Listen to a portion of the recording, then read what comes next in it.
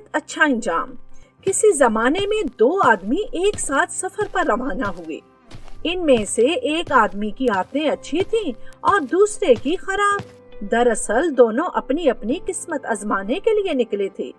اچھا آدمی اپنے کھانے میں سے اپنے ساتھی کو بھی کھلاتا رہا، یہاں تک کہ اس کا کھانا ختم ہو گیا۔ چنانچہ اچھے آدمی نے اپنے ساتھی سے کہا، کیا میں تمہارے ساتھ کھانے میں شریک ہو سکتا ہوں؟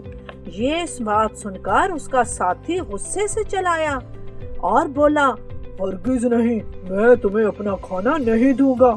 اور غصے میں اتنا آپے سے باہر ہو گیا کہ اس بیچارے کی آنکھیں تک پھوڑ ڈالیں اور پھر اس کا سارا سامان چرا کر وہاں سے بھاگ گیا۔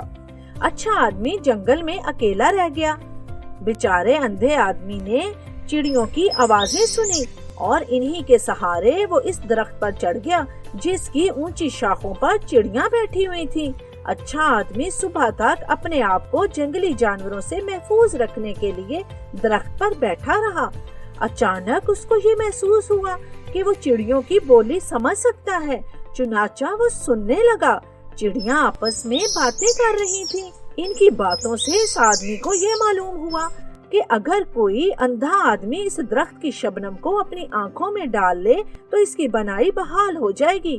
اسی کے ساتھ اس کو یہ بھی معلوم ہوا کہ بادشاہ کی بیٹی بہت بیمار ہے، اس کو اس پھول کے ذریعے سے صحت حاصل ہو سکتی ہے جو درخت کے قریب ہی پایا جاتا ہے۔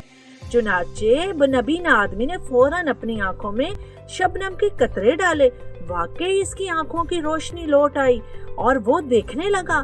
پھر اس نے اس پھول کو بھی توڑ لیا اور اس طرف چل پڑا جہاں شہزادی بیمار تھی۔ وہاں پہنچ کر اس نے بادشاہ سے اجازت حاصل کی اور شہزادی کو پھول سونگھا دیا۔ پھول سونگھتے ہی شہزادی کی طبیعت بہتر ہونے لگی اور پھول کے پانی کے استعمال سے وہ چند ہی دنوں میں صحت یاب ہو گئی۔ بادشاہ بہت خوش ہوا اور اس نے شہزادی کی شادی اس آدمی سے کر دی۔ اب یہ آدمی آرام سے زندگی بسر کرنے لگا، لیکن ایک دن اس کی ملاقات اسی خراب آدمی سے ہوئی جس نے اس کو اندھا کر دیا تھا۔ خراب آدمی نے اس سے پوچھا کہ تم کو یہ ساری نعمتیں کیسے حاصل ہوئیں؟ دراصل اچھا آدمی بہت سیدھا سادہ تھا۔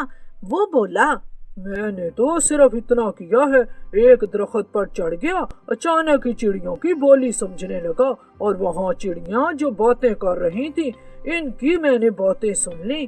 یہ سن کر خراب آدمی فوراً اسی درخت پر پہنچا جہاں پر اس نے اپنے ساتھی کو اندھا کیا تھا اور انتظار کرنے لگا۔ تھوڑی دیر بعد چڑیاں آ گئیں اور درخت کی اونچی شاخوں پر بیٹھ گئیں۔ اس آدمی کو بھی یہ محسوس ہوا کہ وہ چڑیوں کی بولی سمجھ سکتا ہے۔ چڑیاں بولیں، معلوم ہوتا ہے کسی نے ہماری باتیں سن لی کیونکہ بادشاہ کی بیٹی صحت یاب ہو گئی ہے۔ اتنا کہہ کر چڑیوں نے چاروں طرف دیکھا کہ کون ان کی باتیں سن رہا ہے۔ یکا یک ان کی نظریں اس خراب آدمی پر پڑیں، لہٰذا تمام چڑیاں فوراً اس پر جھپٹ پڑیں اور خراب آدمی کی آنکھیں پھوڑ ڈالیں۔